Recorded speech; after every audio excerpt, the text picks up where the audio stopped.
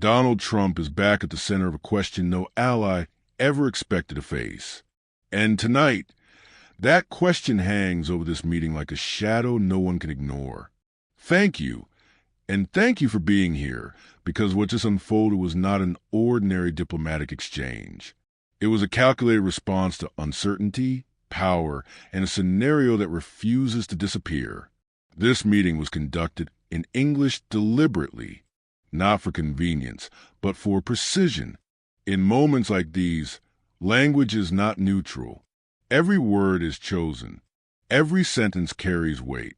I want to begin by acknowledging Lisa, whose decision to bring her colleagues here reflects an understanding of the moment we are in.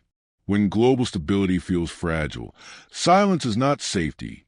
Dialogue is. Senator Coons ensured this meeting happened, assembling a rare bipartisan, bicameral delegation from both the U.S. Senate and House of Representatives. That alone sends a signal. This is not politics as usual. This is strategic. He described the delegation as 10 members strong, representing a partnership that spans more than 225 years.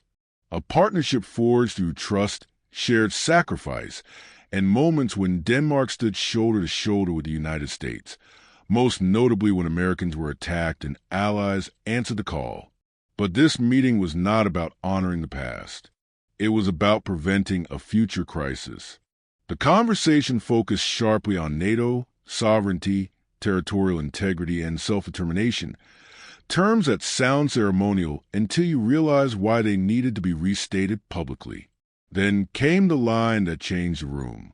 The future of Greenland, Senator Coons said clearly, belongs to the people of Greenland and to no one else.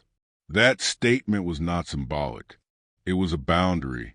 Representative Mikowski followed, reinforcing the message.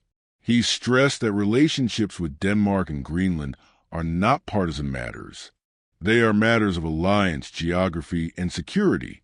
Republicans versus Democrats does not apply when the issue is territorial sovereignty. He spoke about relationships needing constant care, honest dialogue, and visible presence, language that in diplomacy often signals rising tension. He reminded the audience that this visit did not stand alone. Meetings had already taken place with leaders from Greenland and Denmark, both in Europe and in Washington. This was coordination, not courtesy. Presence matters, he said, and presence, in moments like this, is a message. The tone then shifted decisively. A representative of the Greenlandic government made it clear why this dialogue was essential. Greenland's leadership has wanted this conversation, and not behind closed doors. As a NATO member, Greenland remains committed to cooperation within the alliance. But the emphasis was unmistakable. The pressure being felt at home is real. The stakes are personal. Christian Friesbach then addressed the room, calling the dialogue crucial in what he described as an uncertain time for the Kingdom of Denmark. Uncertain times demand clarity. He emphasized that alliances cannot survive on assumption alone. They require trust, respect, and recognition of sovereignty. Without those, freedom and security are not guaranteed. They are vulnerable. The closing remarks brought the focus to the human dimension, the anxiety felt by people in Greenland, the pressure of being discussed globally, the fear that decisions about their future could be made elsewhere. The message from Denmark and Greenland was unified and unmistakable. They stand together, fully, firmly, and without ambiguity. Then came the moment that cut through the diplomacy. A journalist asked the question many have been asking for more than a year. If Donald Trump remains serious about buying or occupying Greenland, what can Congress actually do to stop him? The room went still. No immediate answer. No soundbite. Just the weighted question.